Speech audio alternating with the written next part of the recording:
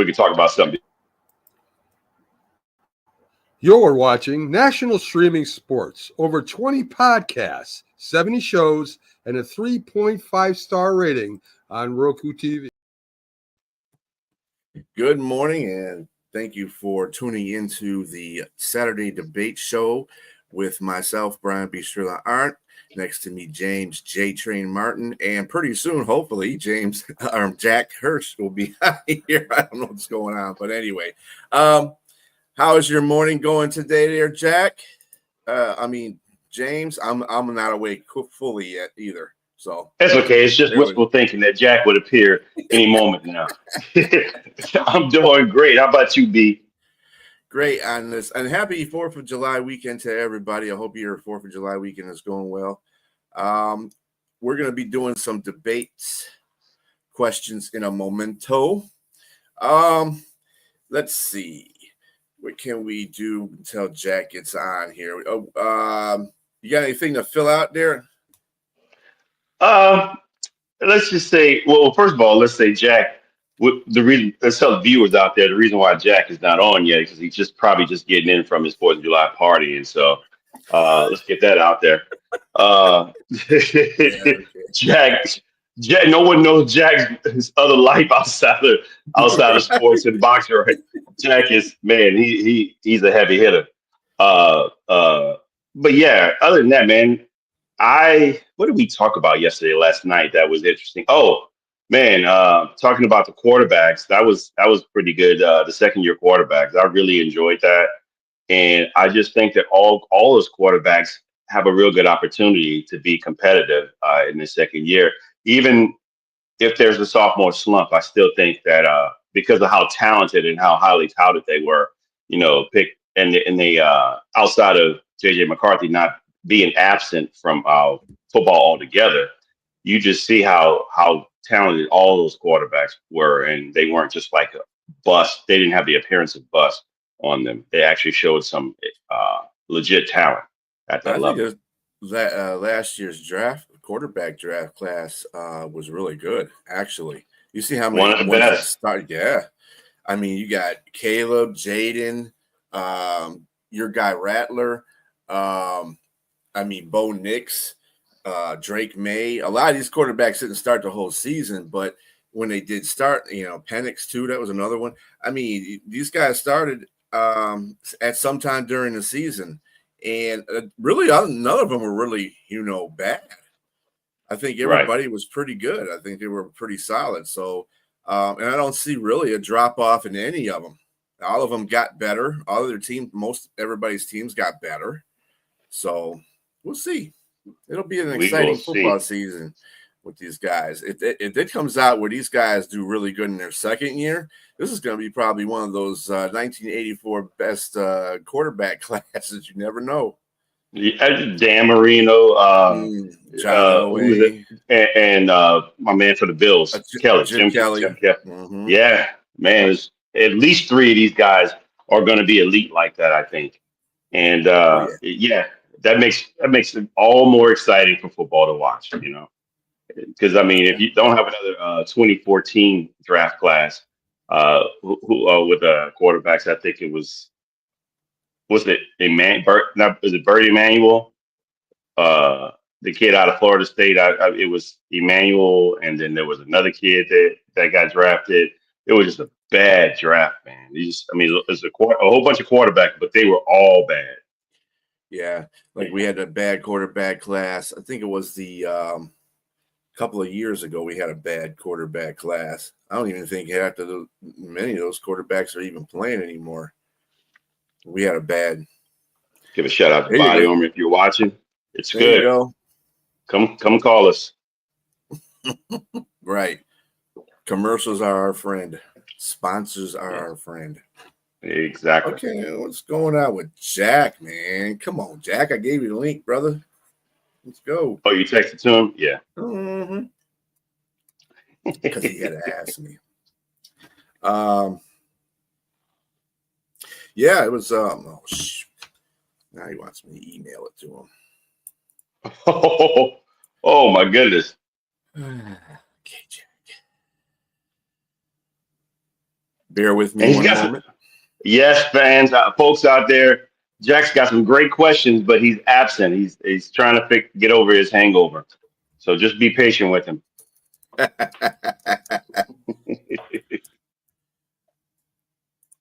if this was 1930, no, I'm just kidding.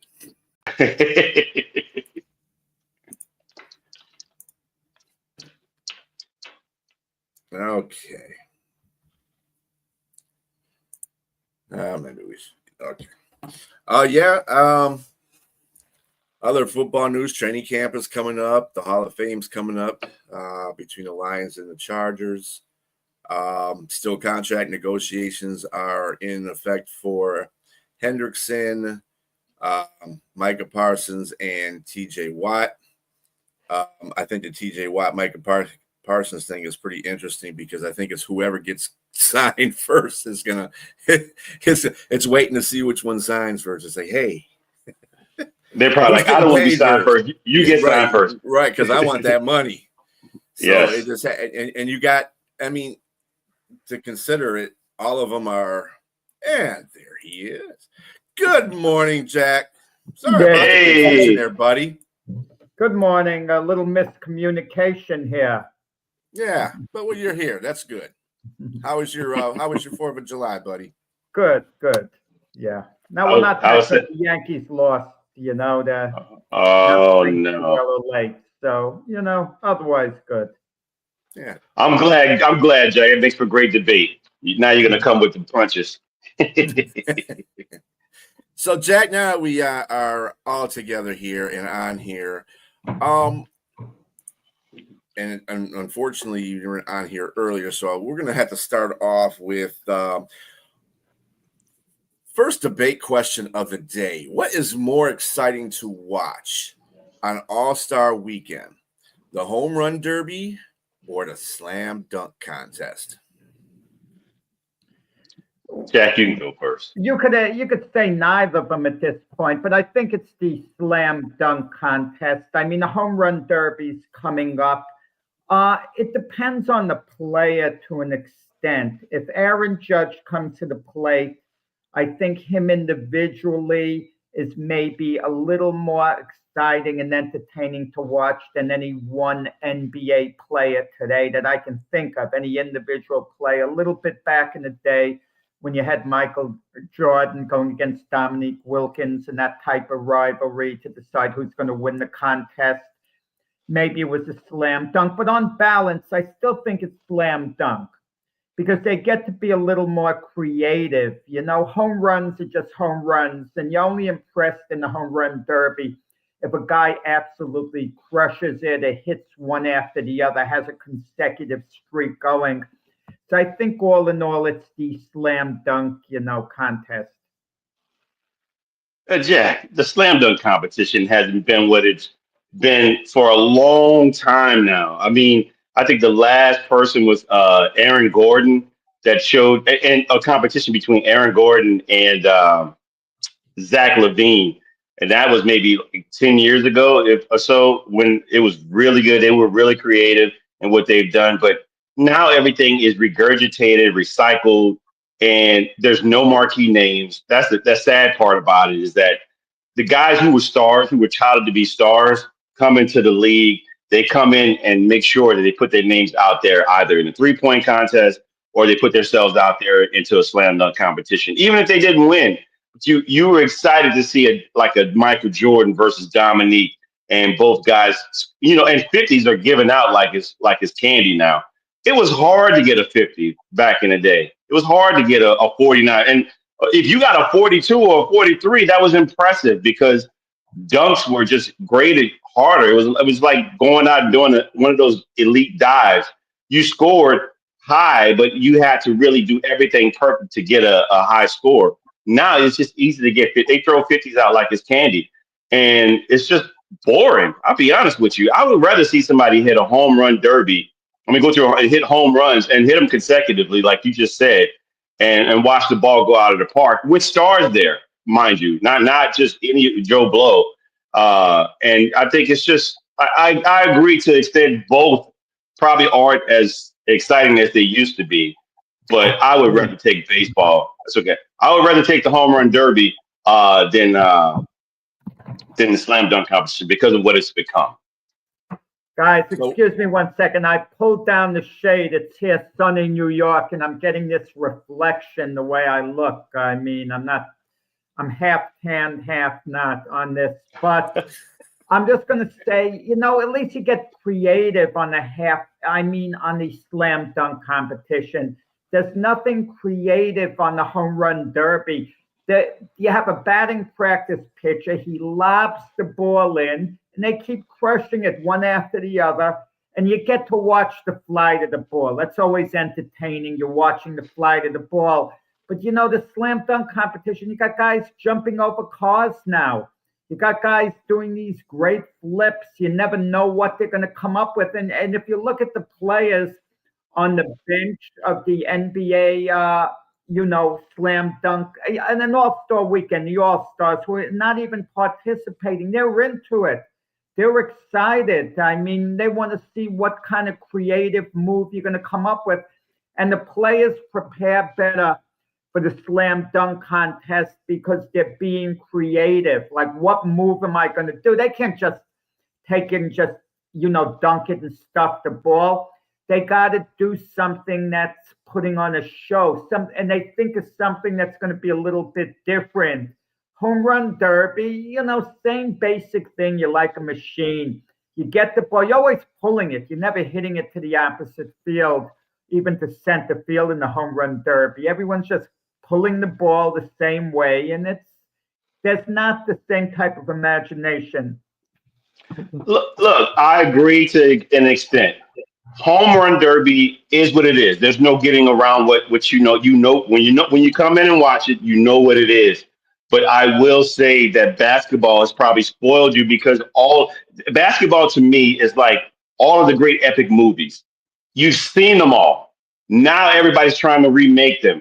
That's what basketball is now. You've seen the tomahawk. You need the kiss the rim. You've seen the jump from the free throw line. You've seen the windmill dunks. You've seen a lot of these things. You've almost seen everything. I think the most special person that I've seen uh, in my era of watching basketball was Vince Carter. When he came out of nowhere with those dunks, man, I mean, you already knew he was an in-game high flyer. But what he did, and he deserved every 50 that he got, it was just impressive. I just don't see, like I said, Aaron Glenn and Zach LaVine was probably the last most impressive one, competitive one that I've seen, probably since Jordan versus Dominique. Even Spud Webb, the novelty. If you look back, somebody that's 5'7" wins a dunk contest because of what he was able to do.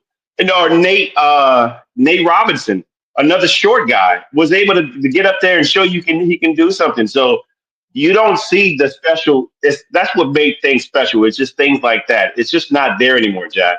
And it would take having. I think what's going to make this slam dunk competition better is by having the big name marquee names come back in and at least draw attention to it. But to me, it's no different as the All-Star Weekend has. It's the beginning. It sets the precedence of boring snooze fest going all the way into the game, the terrible games that they play. So I would rather watch the baseball. I know what I'm getting. I already know what I'm getting. Just hitting the ball. It's like a specific meal that you have. There's steak, potatoes, and broccoli sitting there. You know what it is. As long as it tastes good, you already know what you're getting immediately. It still tastes good when you get to eat it. I don't want some surprise meal coming to me and just bland and just terrible. It's just coming my way. My last word on the matter on this particular topic is to thank you for making my argument by saying you know what you're getting with baseball. Exactly. You don't know what you're getting with the slam dunk contest, but you know how predictable the baseball home run derby is. You know what you're getting. So I'm glad you could be like the Harbaughs, the two coaches who all their mom ever made them for lunch was peanut butter and jelly sandwiches. They never got anything else, And they always would use the motto, who has it better than us? And they'd say nobody. I think quite a few kids had it better than them lunchtime. Maybe they had great parents, but lunchtime, it wouldn't have been my thing. Peanut butter and jelly every day, even though there's nothing wrong with that. If you're poor, you're grateful to have anything. And I know, talking to Michael Spinks, him and his brother Leon, that's what they constantly had, and they loved it, which is fine. But the predictability of the home run, derby is, it's great, but it's predictable. I think the thing that's different with the slam dunk contest that it was before is the point system being so readily given out like a participation trophy. The second part question to this, is it harder to dunk or harder to hit a home run? No, it's obviously harder to hit a home run, even if someone lobs the ball to you. It's obvious because you got a basketball in your hands. Who's going to miss a dunk logically, unless a player tries to get very fancy? If a player was told he had to dunk the ball 100 times in a row and conservatively dunk it, odds are he'll do it 100 times in a row. But if you lob the ball to someone, I mean, it's going to be, how many times they're going to hit it out?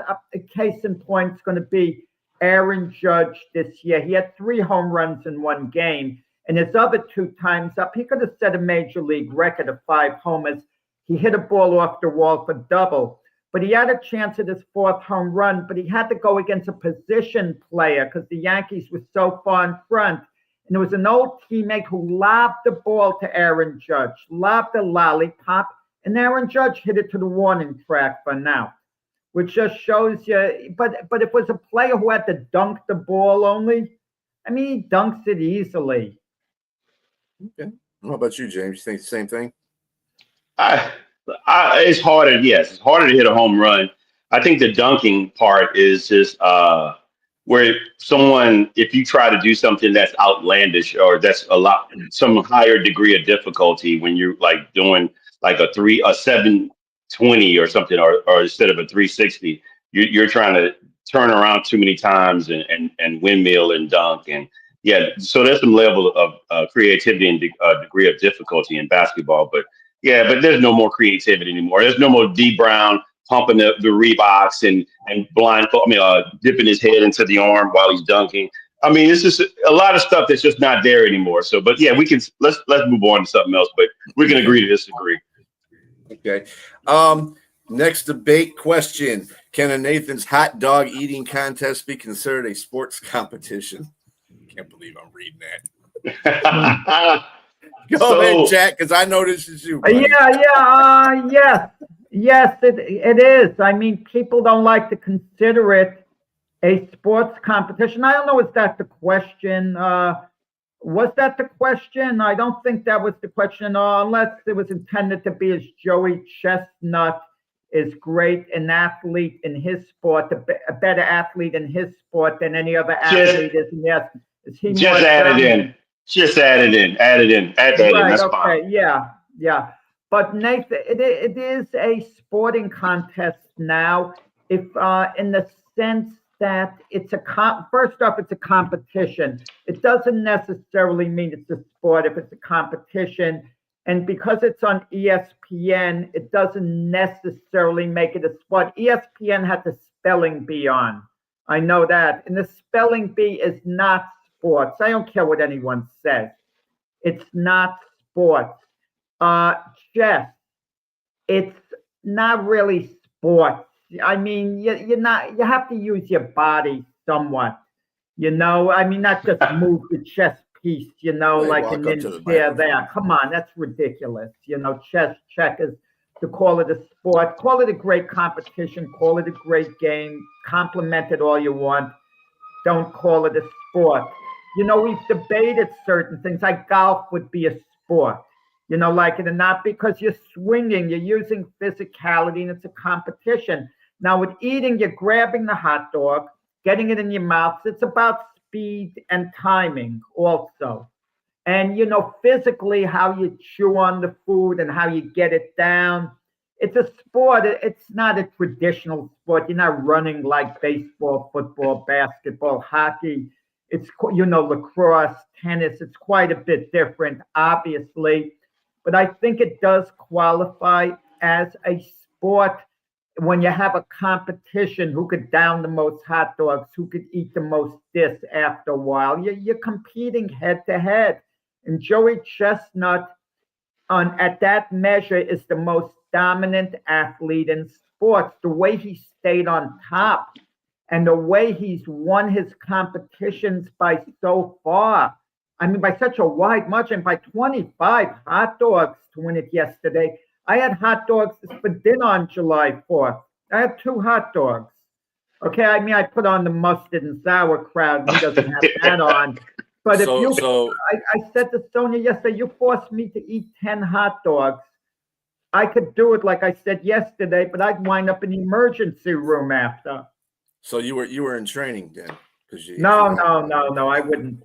How these guys get ready for it, it's phenomenal. And there's got to be a certain amount of training. How they do it, I don't know.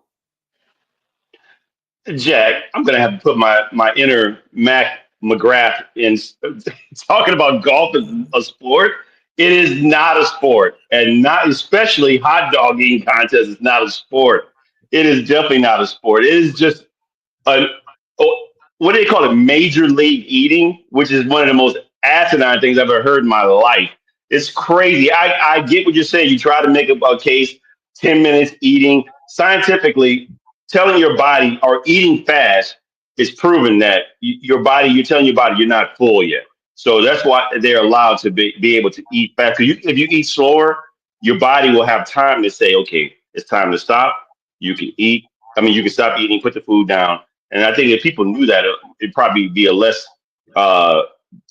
issues with obesity if people knew to just slow down and eat and not eat.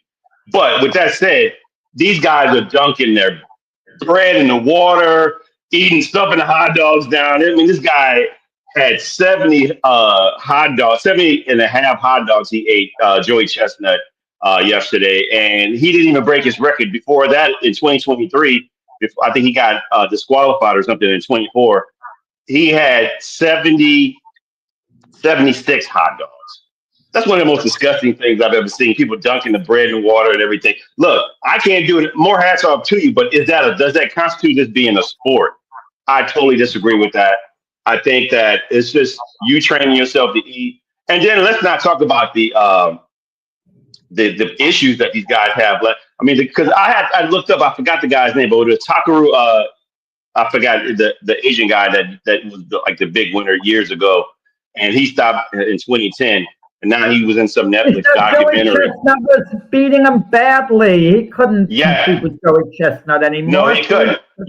You're right. He did. It was like 83 to 65 or something like that. I think it was. Yeah. Kobe, yeah. Not for 83. Sure. Yeah, but. Yeah, Joey Chestnut had 83, and Kobayashi had like 66 or something like that. Joey Chestnut never got to 83. I think it's record 77, if I'm not mistaken. But it doesn't matter. For Nathan's, I believe. I think it was something different because when I looked into this eating contest, these guys make a lot of money. I mean, they don't just do hot dogs. They're eating hot wings and they do this all year round. My man Joey Chestnut quit his job to do this. So he's making. I mean, like with what do you call it, endorsements? He makes like $500,000 a year. It's not bad for eating hot dogs. But I mean, it's not something I want to do for the rest of my life and have physical internal issues later on. But it's not a sport, man. That's just overeating. I don't know what you determines a sport. You say golf isn't a sport. I know I'm going a little outside the scope of the question, but you take all these great athletes. That's what they do when they have time off. They play golf. Okay, something. They don't sit and play cards. I mean, some of them do on the side on airplanes, this and that, but that's their main activity. They can't wait to get to the golf course because they're letting out physical energy that way, moving around. And golf's a sport. It's not your traditional sport. Sports are different, but and some sports are one-dimensional. Swimming's a sport. For example, bowling's a sport. It might be a low-level sport to you, a sport that you don't have much interest in. Archery is a sport, like it or not. I mean, it's not for me, but it's a Okay, sport. Jack, you're telling me if I go sit at CC's Pizza, all you can eat buffet, and just gouge down a whole bunch of pizza, that's a sport. No, if you get 10 people who are really tops at it and you're in a competition and you're in a league, you turn it into a league and the best pizza eaters in the world, it turns into a sport. I mean, who could they eat the most?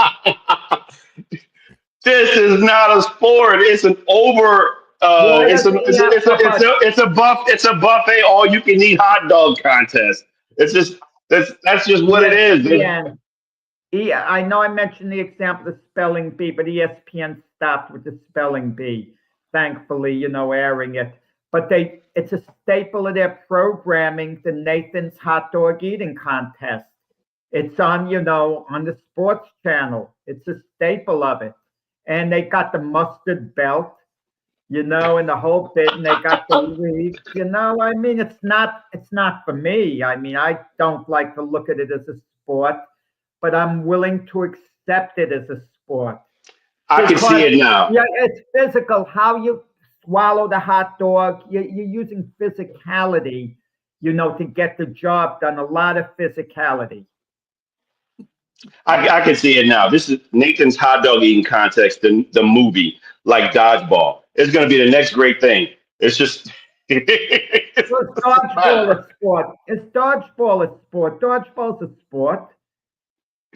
But there's more physical movement. I would categorize that as more of a sport than eating a whole bunch of hot dogs. Let's put it I that think way. there's two categories that things should fall into: sports and competition.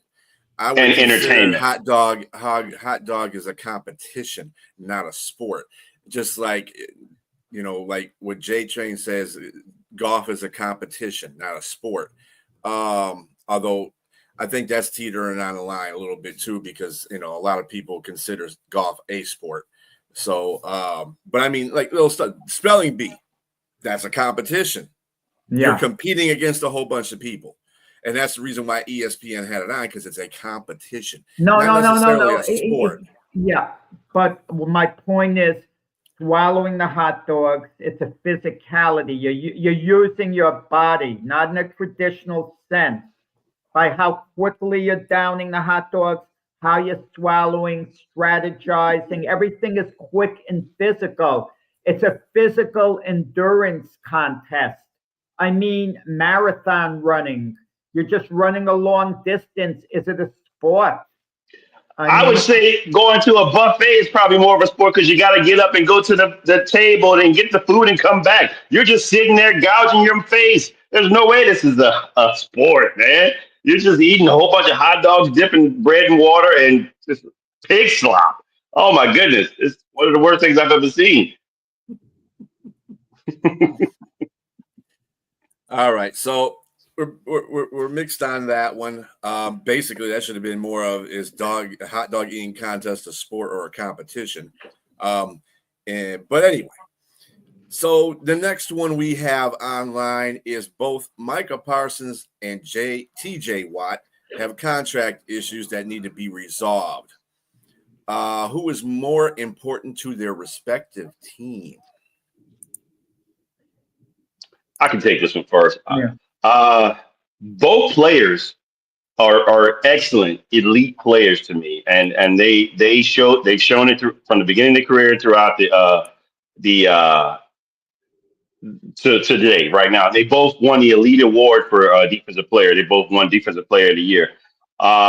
With that said, I'm just going to take T.J. Watt because I think T.J. Watt has turned games around where it was just the game was just extremely on his back, where the offense wasn't doing anything, but he's causing fumbles. He's causing, getting sacks at the most opportune time.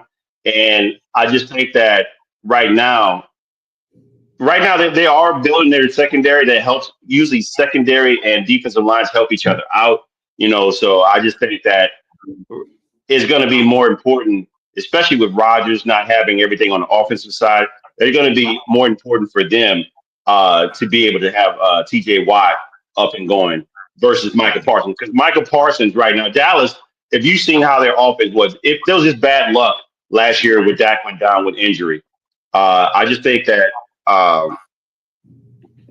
there's so many unknowns right now with Pittsburgh and the new quarterback coming in. You got a new receiver coming in. You don't know how everything's going to go, especially with the Aaron Rodgers saga that's coming in. With Dak, he's going to bounce back from the injury. He's got his wide receivers, I think, and he's got another wide receiver from Pittsburgh. And so their offense might, be a lot better. I think their offense is going to be better than Pittsburgh. And so that usually dictates how defenses play and who's more important in regards to their respective elite defensive player. So again, not taking anything away from Michael Parsons, elite, great player. I just think that, like what you said in the question, who's more important? I think T.J. Watt is. Yeah, I mean, who's more important can be found in a simple statistic. Micah Parsons is 26 years old. J.J. Watt's 30 years old. Who is going to be more productive for his team going forward if they can both finish out their careers with their respective teams? And that's Micah Parsons. Simply, he has 4 years on J.J. Watt. J.J. Watt's coming off an injury. At peak value, it's very arguable who's better. Maybe, T.J. Watt has a little edge at peak value if you put the two of them at their very best, maybe. But, as Micah Parsons goes, so are the Cowboys going to go. I mean, it's that simple. Pittsburgh is in transition right now. Unless you believe Aaron Rodgers is going to have this amazing year and the Steelers are going to take a Super Bowl run, which I don't believe. TJ Watt obviously is important, but they have a good enough defense where they can get by without him, even though it would hurt a lot not having him, as we saw when he was injured and he was out. We saw that. But the Cowboys are counting so heavily on Micah Parsons, and I think you're going to see this settled by their respective owners, because I think Micah Parsons is certainly going to get the contract before T.J. Watt, that he's going to sign. And I'm not certain that T.J. Watt's going to get the contract, that he wants, because they're going to think, at age 32, 33, a lot of these edge rushers slow down. And that might be the case with him. So the Steelers might only offer like a 2-year deal, 3 years at most. It might not be good enough for T.J. Watt. But I think Micah Parsons gets his deal. He's the guy who anchors the defense. Everything goes around Micah Parsons with the Cowboys. And this is it with the Cowboys. They badly need a rebound. Yeah, badly. I think at Pittsburgh, you might be seeing Mike Tomlin's last year, even though he's been a wonderful coach there. But with the Cowboys, this is it. Any hope of rebounding, is going to start with Micah Parsons, because he's going to completely anchor that defense. Well, seriously, but both teams, do they have a chance? I mean, that's not really the right thing I need to say. Do you see either one of these teams going into the Super Bowl? No, but I'm going to say this. You look at their divisions, maybe the Washington Commanders are overrated. I mean, the Eagles are the defending Super Bowl champs. Eagles have to be favored to win the division unless the Eagles have a Super Bowl lag, which I doubt that they're going to have. A wild card position could conceivably be there for the Cowboys.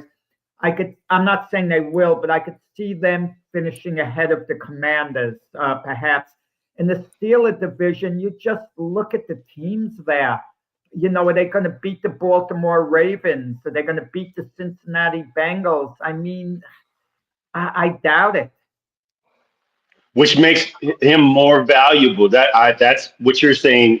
Totally. They're in a division where everybody's great. So you all the more need all hands on deck, I especially don't your think best Cleveland's guy. great. I don't think the Cleveland Browns, when you say everyone's great. Yeah, I mean, but the I other mean, two teams, yeah.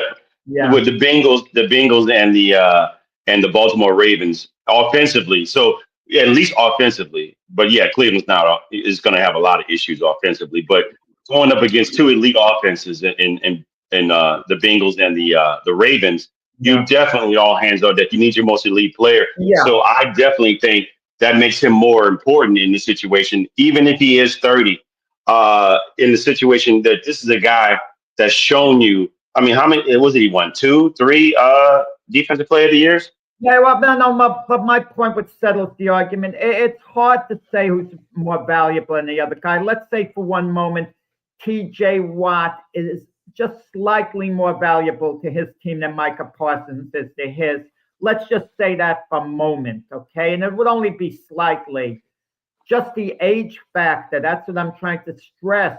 The Cowboys have 4 extra years age-wise, of Micah Parsons. It doesn't mean he's going to be 4 years better because players age differently. We know that. But he's 4 years younger, and you got to take that into account. That's what bothered me in the NBA, the Luka for Anthony Davis deal. Luka's 6 years younger.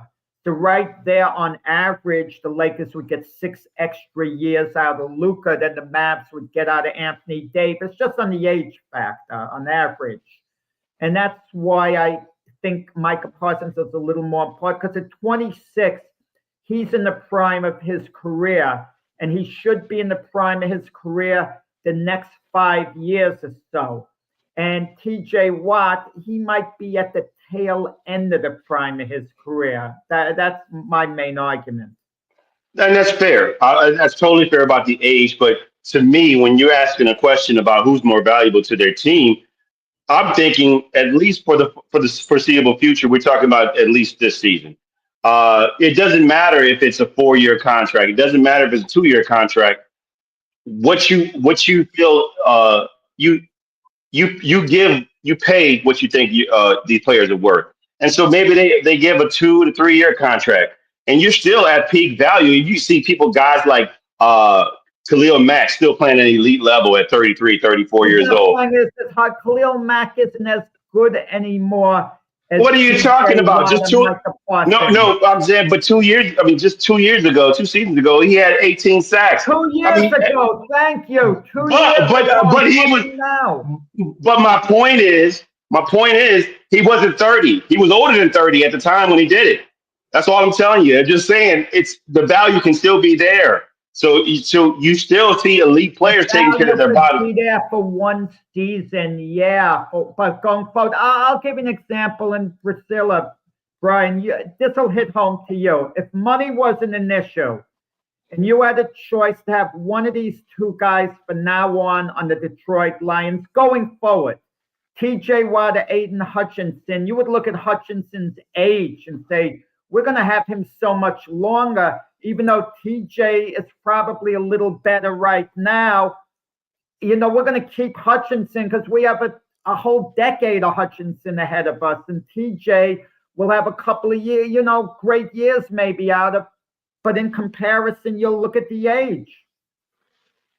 Of course. Yeah. I mean, Yeah, but that's a vast difference. We're talking apples to oranges. Hutch is a little bit younger than Micah Parsons. So I'm just saying we're talking about respectively to their team, what they have. Because first of all, these guys don't grow on trees. Like you said, Jack, just a little bit. So it's hard to get these type of players anyway. So you're still going to have value at 30. I mean, 30. First of all, 30 is supposedly the peak age at where guys begin to fall off after 30. So, but it doesn't always work at that place. These guys don't have to. They don't have to be like wide receivers where they use their speed as their. They use it a lot of times as strength. And so you can go into 30, 31, 32, 33 if you're elite. I agree. At that. Yeah, but you'll have to give them a 4 year deal, a 4 or 5 year deal. That's where the problem is with TJ Watt, because he'll be fine the first couple of years. I'm not questioning that. but it's the tail end of that contract that bites you badly. And we see that with a lot of teams. They move on from elite players at the end of their contract. They ship them off elsewhere. You don't have to have a 4-year deal, Jack. Look at Max Crosby. He's 27. For the otherwise. Max Crosby got a 3-year deal and got max money within that 3-year deal. 27 years old. He'll be 30. Max Crosby? 27. So he'll be 30 when his contract ends. So I'm just saying, you can give a guy a 2-year elite money and say, we understand where the age is. I think they're going to figure it out. He's important to them. But I think the player has to understand, too, that the age factor does come in. They're going to give him elite money, but they're probably not going to do a 4-year deal. He's important to them. They're probably going to front load the money and give it to him for the max year for for age 30 and maybe 31, and then renegotiate after that. But he's still going to get a lot of money for those 2 or 3 years.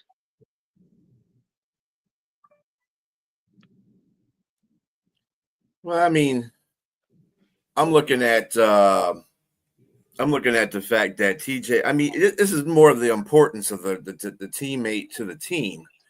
So, at this point, this is why I asked the question: do you see either one of these teams going to the Super Bowl this year? I don't. That's just my opinion. But at the same, because they play in tough divisions, both of them play in tough divisions. At the same time, TJ is the captain of that defense. I'm sure Michael Parsons is the captain of the Dallas defense. I'm just not. I don't know if you can equivalent offense either, because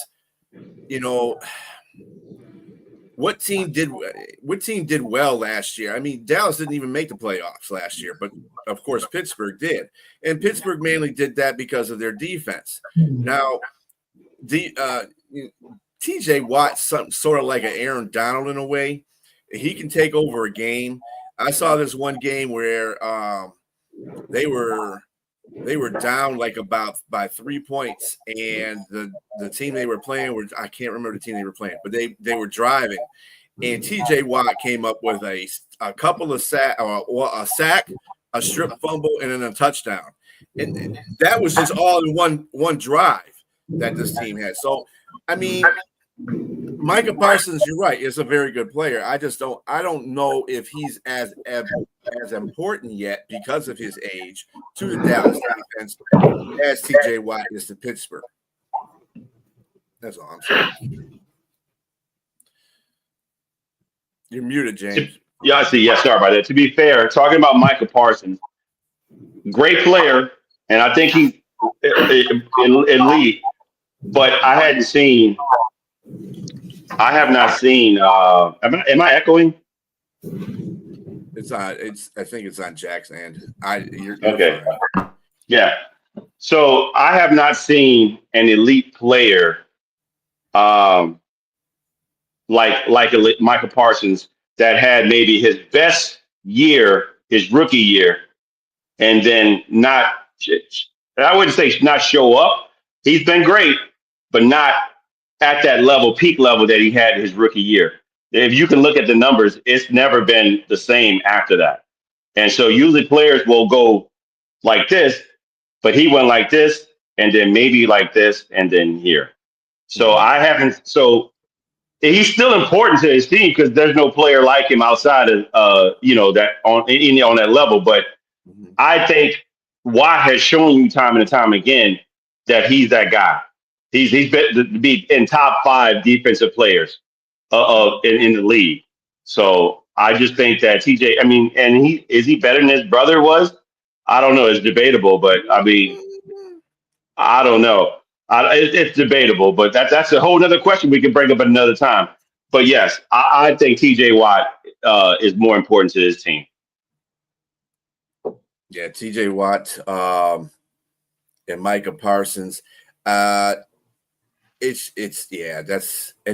funny because both of them are going for a contract right now too. So it's like peekaboo, who's going to get signed first, I think that Jerry Jones will be on the cusp of trying to figure out what Pittsburgh is going to do with TJ Watt more than Pittsburgh's going to figure out what Jerry Jones is going to do with Dallas. But we'll see. I mean, training camp is not too far away, so you get signed. Okay. And the cream of the cream debate question. Isiah Thomas has been criticizing Michael Jordon of late, saying he was overrated and not big of a challenge to the Pistons and Magic and Bird were. Do you agree with what he says? I don't. But anyway, there you go, Jack. Go for it, buddy. Well, I'll tell you, I'm the last one who should talk on this out of the three. I'm willing to start, but I'm the last one because, Brian, you're from Detroit. Being a Pistons guy, and Isiah Thomas, career Piston, and Isiah Thomas is James's idol. Whatever Isiah says, James goes for, and he's nodding his head all the time. I mean, he swallows all of Isaiah's, stuff. Hey, pause. Oh, yeah.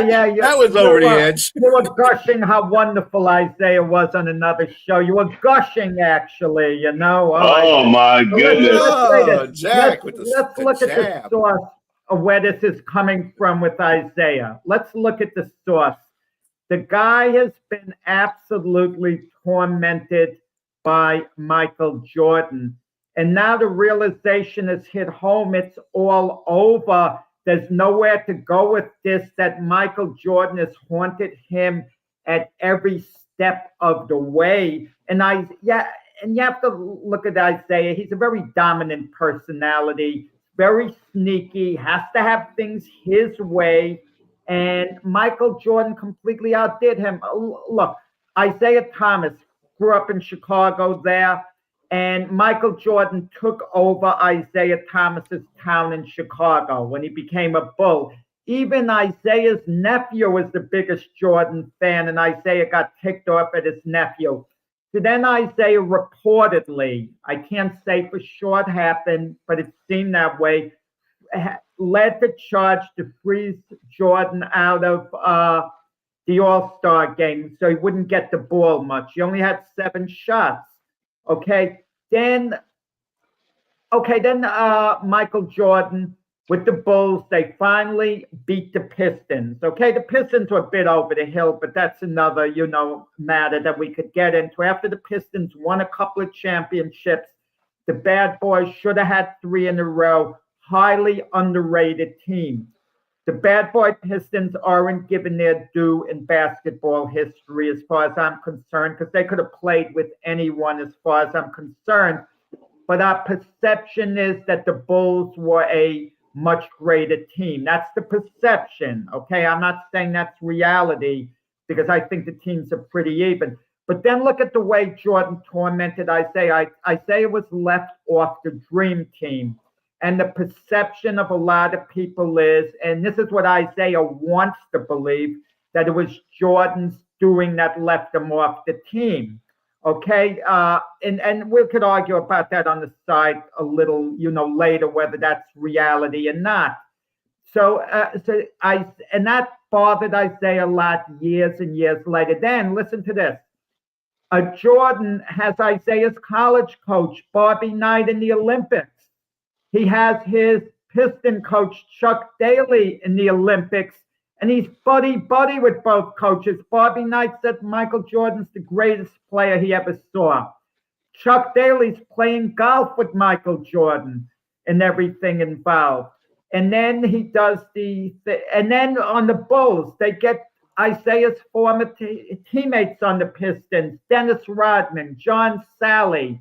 That has to irk Isiah to no end that Jordan reaches into that pot. And then he goes on The Last Stand and he calls Isiah what he did. He didn't call Isiah as a person, what Isiah did, an a-hole, how he was acting. Jordan was right. That's how he was acting. He didn't say Isiah was one, but Isaiah's twisting it like he was called one. And so Isaiah's now trying to undermine Jordan in every way that he can. Now he's going on this thing. The way he insulted all the black people in Detroit. He's playing the race card even. He's calling up Scottie Pippen. He called up Scottie Pippen because he wanted Pippen to join him and trashing Jordan because Pippen had questions on The Last Dance done. And Pippen says, I don't like Isiah. I can't stand him. He was never nice to me. I am not joining the guy. And he's trying every way by saying, oh, he wasn't even a challenge to us with the Pistons. Yeah, and I kind of wonder, why did the Pistons have the Jordan rules if he was no challenge, But it's a battle, and I'm going to sum it up. It's a battle Isiah can't win. Because the more he talks, it sounds worse and worse. If he wants to make a point that the Pistons lost to the Bulls when they were over the hill, but when they were closer to their respective primes, the Pistons won, he can get people's attention, perhaps. But Jordan's following and everything is just too great. And Isiah's extremely bitter. This is getting him nowhere, his campaign to undermine Jordan, who's not the nicest guy. I'll agree on that. Look, you said that Isiah was sneaky and underhanded, and Jordan probably not the nicest guy himself. Both these guys were competitors, and Jordan, respectively, for his team, the greatest player ever. Isiah, respectively, for his team, the greatest player ever for his team. I mean, Abishrila might know something different than me, but to me, Isiah Thomas probably deserves a statue out there, in Detroit. Top 50, greatest player all time. And you asked the question. The question was, Abishrila, can you repeat that for me? Yeah, the question was, Isiah Thomas has been criticizing Jordan of late, saying he was overrated, not big of a challenge to the Pistons as Magic and Bird were. And it was, do you agree with what he says? Look, it's debatable, but I've seen those games too. And the record stands that Detroit is 39 versus Bulls with during Michael Jordan and Isiah's time playing against each other, 26. Did Jordan have enough players? I don't know. Was Pippen early in his career? I don't know. But what he said has some validity because they beat them. Whether you want to say they had Jordan rules or not, they still beat them. And Isiah's teams beat competitive Lakers team, and they also beat competitive Celtics team with Larry Bird. Jordan couldn't do that. Jordan had 63 points in the series against Larry Bird, but they still got swept that whole series. They got swept. So mind you, this is what he's saying. I get you everything you're saying about Isiah Thomas. He's probably bitter. And Jordan likely was the culprit of him not being on that team for Dream Team. And a top 50 player should have been on the Dream Team. So yes, I would have some animosity too. Chicago still loves Isiah Thomas. That's where he's from, the South Side or West Side, I believe. It's West Side. Excuse me. And they still love Isiah Thomas there. And so Isiah might be bitter, as he has maybe some validity to being bitter, if that's the case. But Isiah has given some validity as well because he has facts. They beat Jordan. They beat Jordan handily. Jordan had to, you showed The Last Dance what he had to do to get over the top. Like you said, at the end, tail end, maybe it doesn't matter if the Pistons were probably on the tail end of their career, but during their primes, Jordan couldn't get past the Pistons. They're 3-1 in the playoffs. The playoffs, they put them out. They're 3-1. And so, and then one bad play, one bad call away from being 3-time champions of the Pistons. Against when they had the one against the Lakers. So it's just, I don't know. It's both these guys competitors. They're probably gonna be competitive and bitter to the end against each other. They're not gonna like each other. They're not gonna be friends. They don't have to. But like you said, one thing I will agree is obviously Jordan is the greatest player ever, and of the two, obviously he's the better, far more superior player. But on the collective effort, team wise, Jordan did. It took a long time for him to get through them, and I can say that the Pistons with Isiah at the helm, they were better at the time. I want to kind of detour on the question with the Dream Team as far as Jordan being responsible for Isiah not being on it. If you want to say indirectly, that would be fair. That would be fair because they badly wanted Jordan to be on the team because he was box office for the Olympics. And Isiah was expendable. And this measure, Isiah was 1 year removed from the championship. He wasn't quite the same player a year later, but he deserved to be on based on merit. But consider some factors, okay? They interviewed Scottie Pippen years later, and Scottie Pippen said, I don't know how Michael felt about it. You know, we never talked about it, but I didn't want to play with him. I didn't want him on the team. And that's his teammate. Jordan's with Scottie Pippen all the time. Don't you think they would have sat down and Michael would have said, I'm not playing with him? Michael could have said at one point, I don't want to play with him. That's okay. You know, there's audio of Jordan saying that if he's playing on a team, I don't want to be on this team. There's audio. That's okay at some point, but when no one broached it, Jordan was always coachable. Jordan did things he didn't want to do with the Bulls, with Phil Jackson. Even though he mocked fun of Jerry Krause, he went along with the program.